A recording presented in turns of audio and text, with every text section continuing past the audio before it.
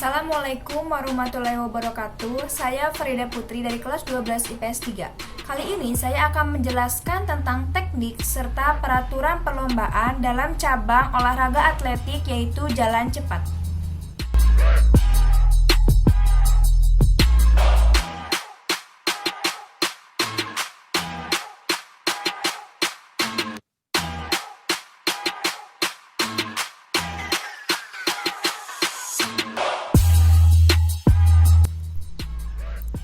Sebelum ke teknik dan peraturan perlombaan jalan cepat, saya akan menjelaskan definisi atau pengertian dari jalan cepat tersebut. Jalan cepat atau yang juga disebut dengan istilah race walking merupakan sebuah gerakan maju di mana kaki akan melangkah dengan hubungan yang tidak terputus dengan tanah. Maka ia harus memastikan bahwasannya kaki depan harus selalu menyentuh tanah sebelum kemudian kaki belakang akan meninggalkan atau tidak menginjak tanah.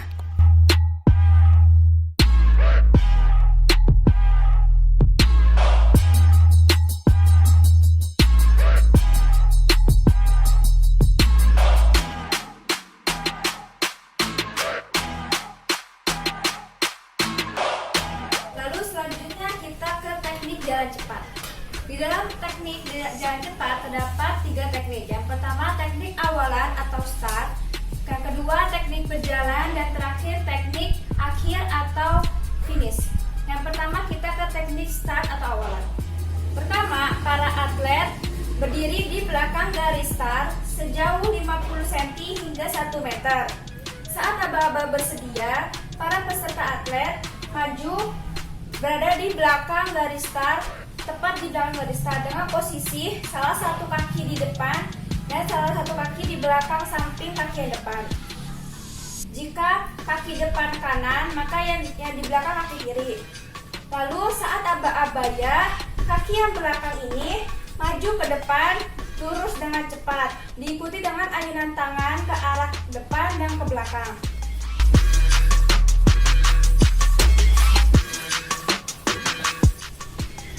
Lalu yang kedua terdapat teknik berjalan dalam jalan cepat. Yang pertama, angkat paha untuk terayun ke depan lutut. Tungkai kaki bawah menggantung rileks sembari mengayun ke depan lutut.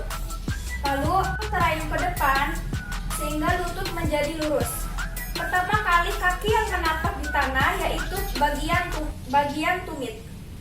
Bagian tumit sini. Bersamaan dengan mengangkat tumit, kaki tumpu lepas, kemudian diganti dengan ayunan, dan begitu seterusnya. Di dalam teknik berjalan dalam jalan cepat itu terdapat beberapa fase. Fase pertama yaitu fase tumpuan 2 kaki seperti ini. Jadi 2 kaki ini keduanya sama-sama menapak di tanah secara bersamaan. Lalu yang kedua terdapat fase tarikan. Kaki belakang menarik. Lalu yang ketiga fase relaksasi. Kaki belakang terayun ke atas jadi rileks. Lalu yang terakhir fase dorongan. Seperti ini. Begitupun seterusnya selama mencapai garis finish. Posisi badan agak sedikit condong ke depan dengan siku membentuk 90 derajat. Lalu koordinasikan bentuk kaki tadi, badan, dan tangan kita.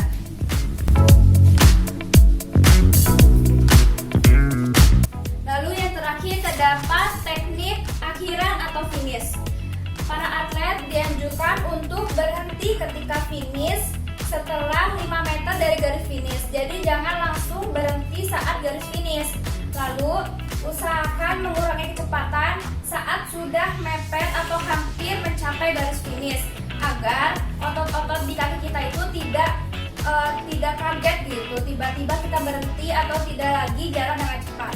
Lalu yang terakhir, para atlet itu dihitung sudah mencapai finish itu dari leher hingga ke bawah. Jadi kalau misalnya kita sudah mencapai garis finish tapi baru kepala doang itu belum masuk finish. Jadi dari leher hingga ke bawah.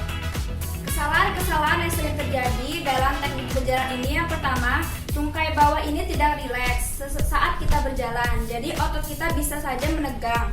Lalu yang kedua, kaki menumpuk tidak pada tumit dulu, melainkan menapak langsung, bukan tumit dulu.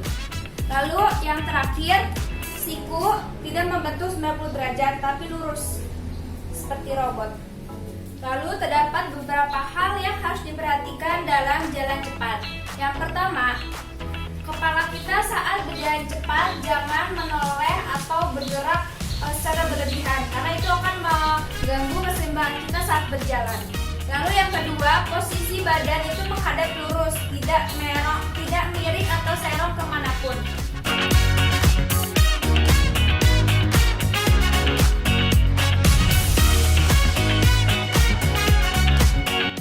Sebelum ke peraturan perlombaan jalan cepat, ada beberapa nomor jalan cepat. Yang pertama ada pria 10, 20, dan 30 km, junior A pria 5, 10, dan 20 km, junior B pria 5 dan 10 km, pelajar pria 1, 3, dan 5 km, wanita 3, 5, 10, dan 20 km, junior A wanita 3 dan 5 km, junior B wanita juga 3 dan 5 km, dan terakhir ada pelajar wanita 1 dan 3 km.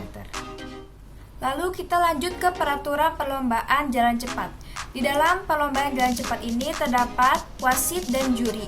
Wasit bertugas untuk memberitahukan apabila ada atlet atau peserta yang mengalami diskualifikasi, lalu diberitahu kepada juri. Nanti jurilah yang akan menilai apakah ini didiskualifikasi atau tidak.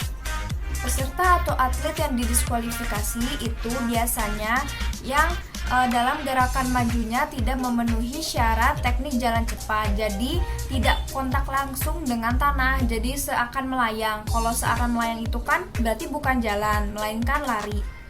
Lalu peserta atau atlet yang mendorong, memotong, dan menghalangi atlet peserta lain dan berakibat menghambat gerak laju peserta itu juga dapat didiskualifikasi. Biasanya peserta lomba jalan cepat atau atlet diberi peringatan terlebih dahulu bila melakukan pelanggaran 1 kali. Tetapi apabila melakukan pelanggaran 2 kali, maka akan langsung dikeluarkan atau didiskualifikasi. Jika keadaan tidak memungkinkan untuk memberitahukan kepada peserta bahwa dia didiskualifikasi, maka akan diberitahukan setelah akhir perlombaan. Pada lomba jalan cepat di lintasan atau di dalam stadion, seorang peserta atau atlet yang didiskualifikasi harus secepatnya meninggalkan lintasan. Sedangkan pada lomba jalan cepat di jalan umum kayak jalan biasa gitu, peserta yang didiskualifikasi harus segera melepaskan nomor dada yang dipakainya. Lalu juga disarankan untuk wasit menggunakan bendera putih diacungkan sebagai tanda peringatan dan juga untuk memberitahukan kepada petugas atau juri, peserta, dan penonton bahwa peserta tersebut didiskualifikasi. Lalu dalam perlombaan internasional dengan jarak lebih dari 20 km harus disediakan pos-pos penyegar atau sponging point oleh panitia maupun peserta sendiri. Setiap jarak sesudah 5 km, 10 km, 15 km. Peserta didiskualifikasi bila mengambil atau menerima penyegar di luar pos-pos yang telah ditentukan.